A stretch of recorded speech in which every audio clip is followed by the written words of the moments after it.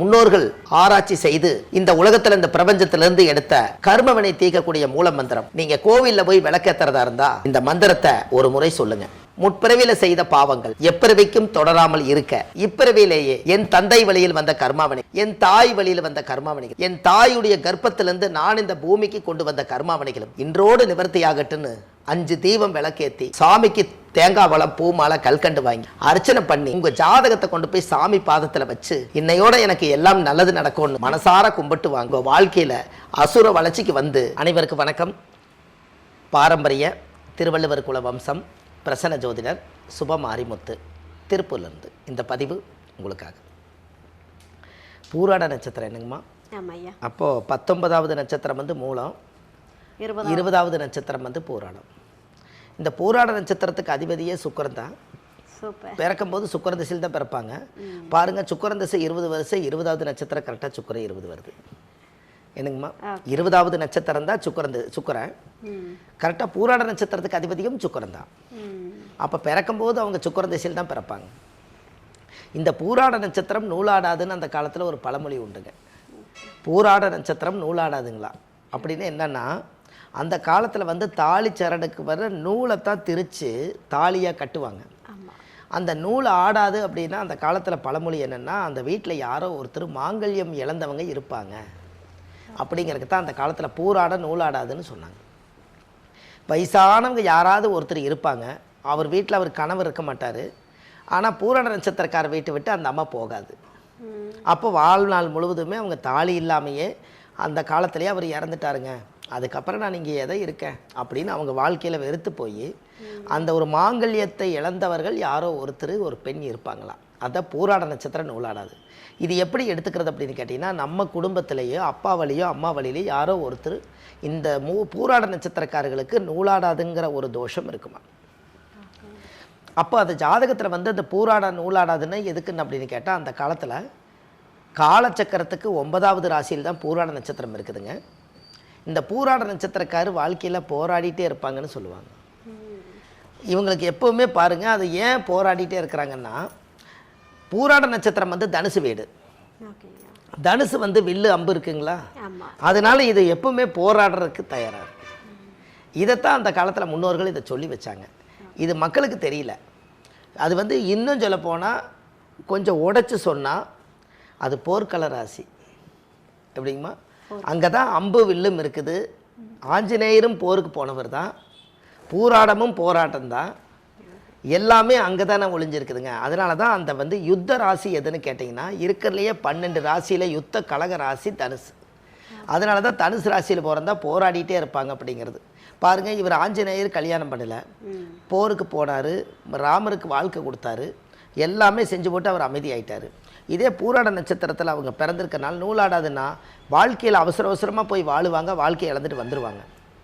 அப்போது எல்லாம் இருக்குங்க, கணவன் இருப்பார், மனைவி இருக்கும், எல்லாமே இருக்கும். ஆனால் வாழ்கிறது பார்த்திங்கன்னா கொஞ்சம் ஒரு அனுசரித்து, அதாவது வந்து நிம்மதியான வாழ்க்கையிலேருந்து ஒரு பகுதி காலம், முற்காலம் நல்லா இருக்குது, பிற்காலம் சரி இருக்காது, பிற்காலம் நல்லா இருந்தால் முற்காலம் சரி இருக்காது. இது வந்து பூராட நட்சத்திரக்காரர்களுக்கு ஆதி காலத்திலே நட்சத்திர தோஷம் உண்டு.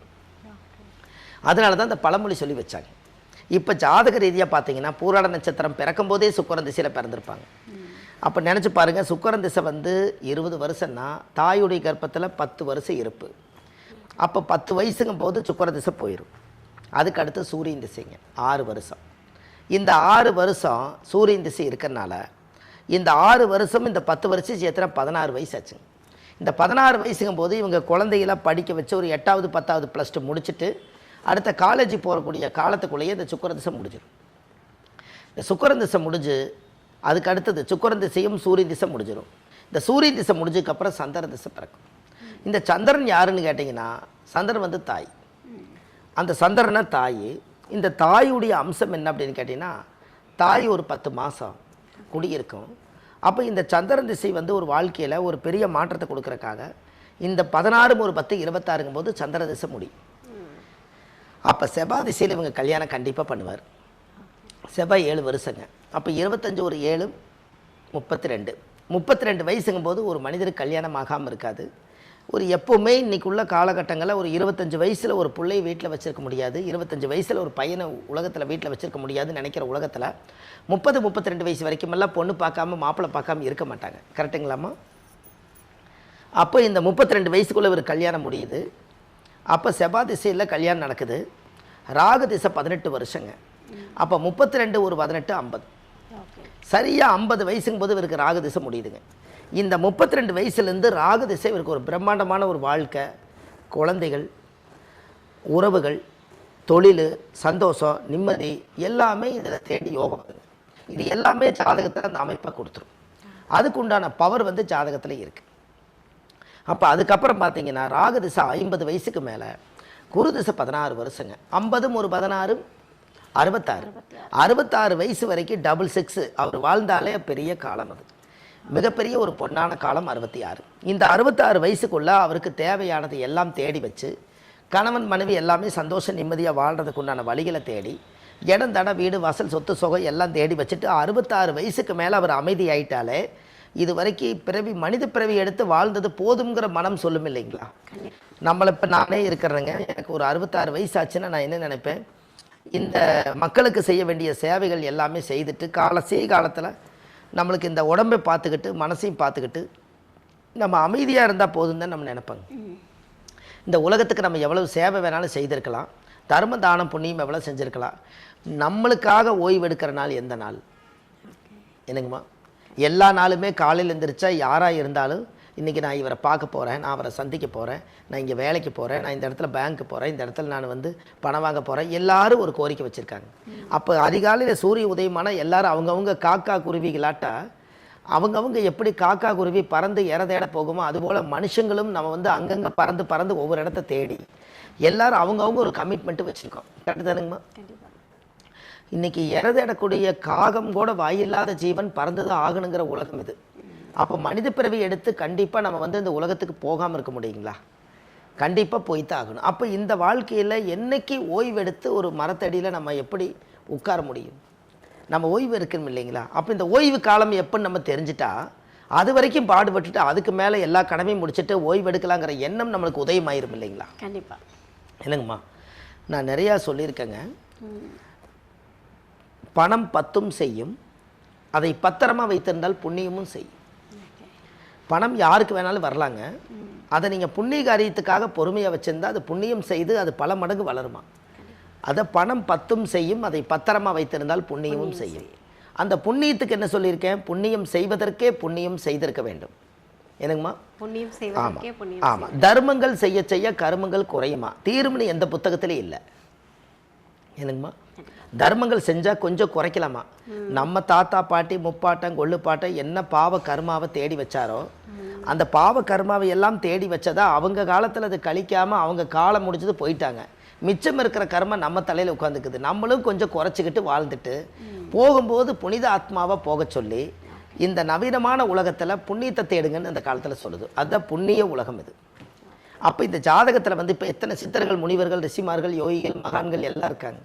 அவங்களெல்லாம் வாழாத வாழ்க்கை நம்ம வாழ போகிறதுங்க. அவங்கெல்லாம் வாழ்ந்து முடிச்சுட்டு அவங்கெல்லாம் சித்தர்களெல்லாம் ஏன் காட்டுக்குள்ளே போய் உட்காந்துருக்காங்கன்னா இங்கே குடும்பத்துக்குள்ளே அவ்வளோ பிரச்சனையும் மன உளைச்சல் நெருக்கடியும் தாங்க முடியாமல் நான் இந்த உலகத்தில் வாழ்ந்தும் பார்த்துட்டேன், வாரிசையும் உருவாக்கி பார்த்துட்டேன், மனைவி கட்டி வாழ்ந்து பார்த்துட்டேன், உறவுக்காகவும் வாழ்ந்து பார்த்துட்டேன், ஊருக்காகவும் வாழ்ந்து பார்த்துட்டேன், உலக மக்களுக்காகவும் வாழ்ந்து பார்த்துட்டேன்.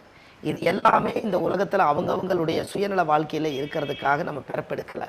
நம்ம பிறந்ததுக்கு ஏதாவது ஒரு சரித்திரத்தை உருவாக்கி வைக்கணுங்கிறதுக்காக எல்லாத்தையும் உதறி தள்ளிட்டு காட்டுக்குள்ள உட்காந்து தியானம் பண்ணினதுனால தான் மனிதனாக இருந்து மகானாக மாறினார். மகானாக இருந்தவர் சித்தராக மாறினார்.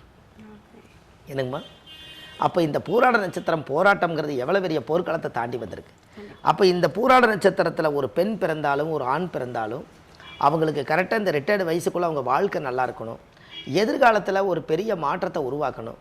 அவங்களுக்கு பாரம்பரியமாக அவங்க 2 பணம் எப்போவுமே காசு மிச்சப்படுத்தி பழகிடுவாங்க. அவங்க சம்பாரித்து இந்த பூலோகத்தில் நல்லா வாழணுங்கிற எண்ணம் இருக்கும். அந்த குடும்பத்துக்கு ஹெல்பிங் மைண்டு உள்ளவங்களாக இருப்பாங்க. பூராட நட்சத்திரக்காரி எப்போவுமே உதவி செய்யும் மனப்பான்மை இருக்கும். இந்த தனுசு ராசியாக இருக்கிறனால தனுசு ஒரு நாள் வெளில வந்து ராமரே அம்பை முறிச்சு போட்டு போய்த்தான் கல்யாணம் பண்ணார். ஆமாம். என்னங்கம்மா? இந்த அரக்கன் வேலை இனிமேல் எனக்கு வேண்டாம் அப்படின்னு. அப்போ ஒரு நாள் போராட்டம் ஒரு நாள் நிற்கத்தானே போதுங்க. அப்போ கண்டிப்பாக அவங்களுக்கு முற்காலம் சரியில்லைன்னா பிற்காலம் நல்லாயிருக்கும், பிற்காலம் சரியில்லைன்னா முற்காலம் நல்லாயிருக்கும். எப்பவுமே கடவுள் 100 வருஷம் 120 வருஷம் ரெண்டாக பிரித்து வச்சிட்டாருங்க.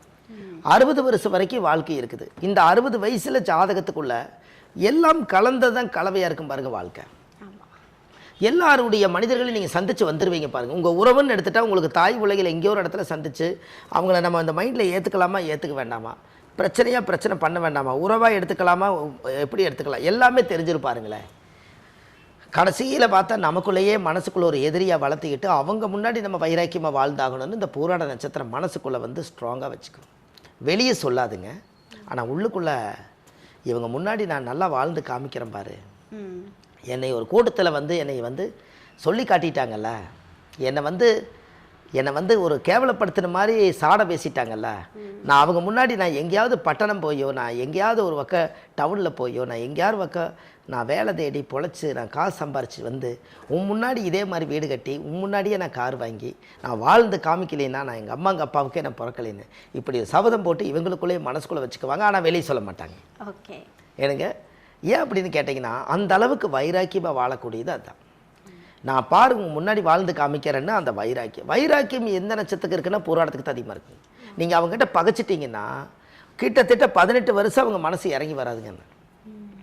நாட்டாம படத்தில் சொன்ன மாதிரி இங்கே 18 வருஷம் தள்ளி வைக்கிறேன்னு சொல்கிறாரு இல்லைங்க, அது மாதிரி இவங்களே மனசுக்குள்ளே ஒதுக்கி வச்சுருவாங்கன்னு அந்த பூராட நட்சத்திரத்துக்கு. ஏன்னா அது ஆல்ரெடி சுக்கிர திசை தானே, அது அசுர குரு தானே, தேவகுரு கிடையாது இல்லைங்க. அப்போ இந்த அசுர குருவில் தான் அந்த மாதிரி வரும். அப்போ இவங்ககிட்ட என்னென்னா பகச்சிக்கவும் கூடாது, நம்ம கரெக்டாக கௌரவமாக வாழணும். யாருடைய சப்போர்ட் இல்லைனாலும் தெய்வத்தோட சப்போர்ட்டை வச்சு அவங்க வாழ்ந்து ஜெயிச்சிருவாங்க. இதெல்லாம் பூராட நட்சத்திரக்காரர்களுக்கு வாழ்க்கையில் பெரிய ஒரு அற்புதமான விஷயங்க. இதெல்லாம் மக்கள் வந்து தெரிஞ்சு அவங்களுக்கு ஒரு கோயில் ஒன்று கொடுக்குறாங்க. கண்டிப்பாக நீங்கள் அந்த கோயிலில் போய் சாமிக்கு தேங்காய் பழம் மாலை கல்கண்டு வச்சு பூஜை பண்ணி அந்த கோவிலில் போய் சாமி கும்பிட்டு வந்தாச்சுன்னா அன்னையோட அந்த ஜாதகத்தில் இருக்கக்கூடிய அந்த தோஷம் நிவர்த்தி ஆயிருங்க. அதுக்கப்புறம் வாழ்க்கை நல்லாயிருக்கும். சூப்பர் ஐயா, ரொம்ப அழகாக பிரிச்சுட்டீங்க. 120 வருஷம் 60 பிரிச்சு இன்பம் பாதி துன்பம் பாதி கலந்தது தானே இந்த வாழ்க்கை அப்படின்றத ரொம்ப எளிமையாக அழகாக சொல்லி கொடுத்துட்டீங்க. அது இல்லாமல் நீங்கள் ஆரம்பத்திலே வந்து கொஞ்சம் கஷ்டமான ஒரு காலத்தை வந்து மாங்கல்ய தோஷம், அந்த மாங்கல்யம் பற்றி பேசுனீங்க. ஸோ அதை பார்க்கும்போது வந்து நமக்கு ஒரு நெருடல் இருக்கும் இல்லையா, இன்னும் இப்படி சொல்லிட்டாங்களே அப்படின்னு. ஆனால் அதுக்கு முற்றுப்புள்ளி வைக்கிற மாதிரி கடைசியில் ஒரு அழகான கோவிலை போய் வழிபட்டுட்டு வாங்க, எல்லா பிரச்சனையும் தீந்துரும் அப்படின்னு சொல்லிட்டு சுபமாக உங்களுடைய பெயர் போல வந்து ஒரு அழகான ஒரு பலன் கொடுத்துருக்கீங்க ஐயா. ரொம்ப நன்றி ஐயா. ரொம்ப நன்றிங்கம்மா, வணக்கம் ஐயா. பூராட நட்சத்திரம் பேசணும், நிறைய பலன்கள் கொடுத்துட்டீங்க, ஒரு மன நிம்மதியோடு இருக்காங்க. சரிங்க. ஆனாலுமே வந்து நீங்கள் வந்து பிரச்சனைகள் வந்துச்சு தீரணும் அப்படின்னா உங்களுக்குன்னே ஒரு நட்சத்திர கோவில் இருக்குது, போயிட்டு வாங்கன்னு சொல்லிட்டீங்க. கண்டிப்பாக அவங்க போயிட்டு வரக்கூடிய அந்த நட்சத்திர கோவில் எது ஐயா? கண்டிப்பாங்கம்மா. அதாவது பூராட நட்சத்திரத்துக்கு உண்டான கோவில் வந்துங்க ஒரு ரகசியமாக இந்த தமிழ்நாட்டுக்குள்ளே இருக்குதுங்க. இந்த ரகசியமாக இந்த தமிழ்நாட்டுக்குள்ளே சித்தர்கள் அந்த காலத்திலேயே முனிவர்கள் இவங்கெல்லாம் வந்து பெரிய பெரிய மகான்கள் கட்டி வச்சுருக்காங்க. இது என்னென்னு கேட்டிங்கன்னா திருவையாறு கேள்விப்பட்டிருப்பீங்க. தஞ்சாவூர் பக்கத்தில் திருவையாறு. அங்கே தஞ்சாவூர் பக்கத்தில் திருவையாறு போகும் பாதையில் கொஞ்சம் கடுவெளி சித்தர்னு சொல்லி கடுவெளி ஆகாசபுரீஸ்வரர்.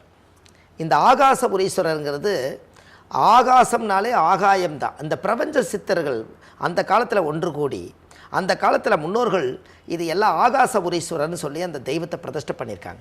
இது வந்து பூராட நட்சத்திரத்துக்கு உண்டான கோயிலுங்க. இந்த கோவிலில் போய் 5 விளக்கு தீபம், சுவாமிக்கு தேங்காய் பழம் பூமாலை கல்கண்டு வாங்கி அர்ச்சனை பண்ணி அந்த கோவிலில் போய் சாமி கும்பிட்டு வந்தாச்சுன்னா அன்னையோடு உங்கள் ஜாதகத்தில் ஜென்ம நட்சத்திர தோஷம் பூராட நட்சத்திர தோஷம் நிவர்த்தி ஆகும். வாழ்க்கையில் ஒரு முறை போயிட்டு வாங்க, நல்லதே நடக்கும். நன்றி.